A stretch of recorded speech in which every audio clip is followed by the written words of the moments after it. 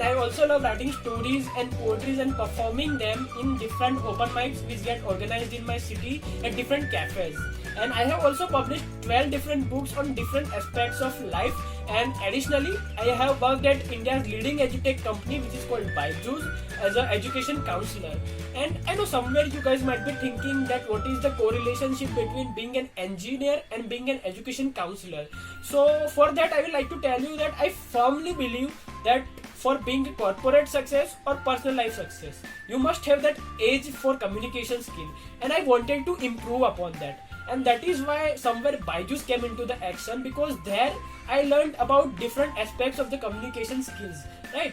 And further in this video I will mainly like to talk about two different things. First being how to improve upon English using different tips and tricks that I used, and what is the that fundamental thing that you need to have for learning the English. And the second thing is what are the benefits of English that I had in my personal life, and I believe all you guys can have. So let's directly get into it. So first thing first, let's talk about the benefits of English, right?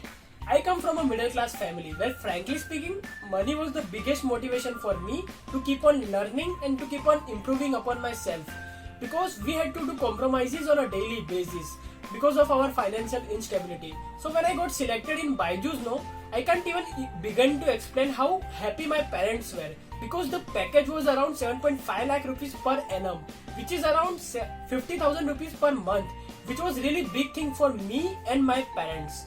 So the primary two reasons why I got selected in Byju's are because of my ability to communicate well in English and Gujarati, and secondary reason being I was able to utilize all my knowledge that I gained from watching educational videos, from reading articles, from reading books.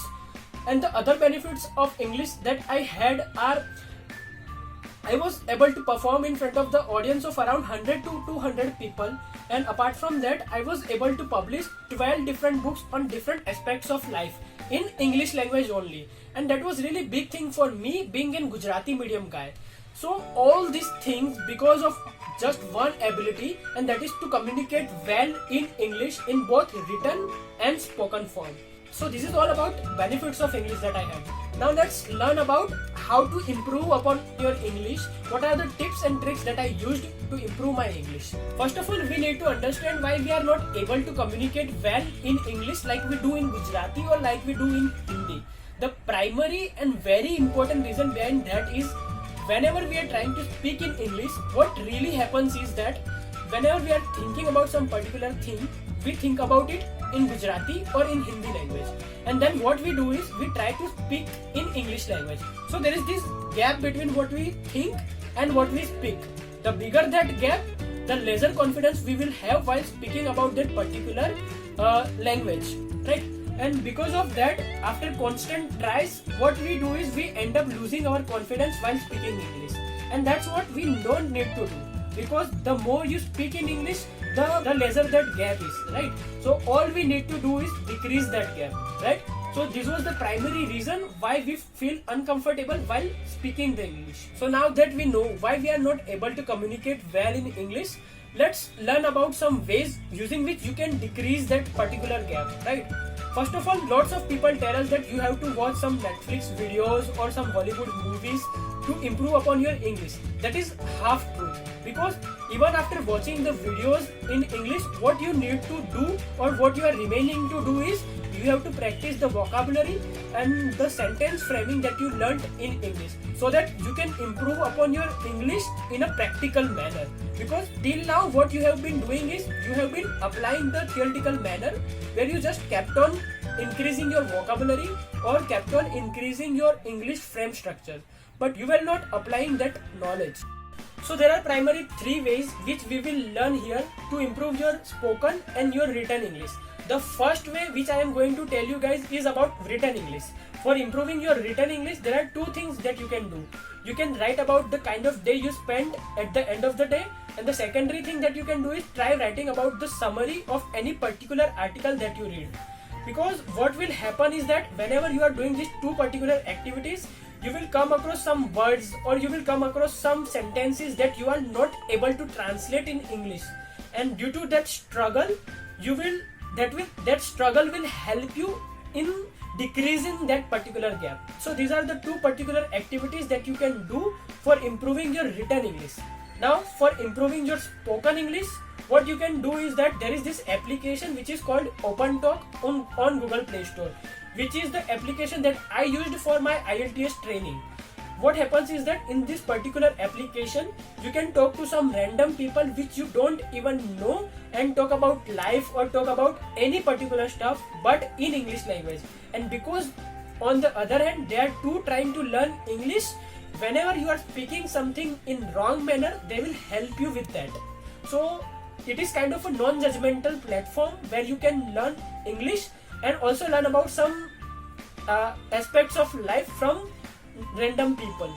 And the third and the last important thing that you need to do for improving your English is that keep on building your vocabulary.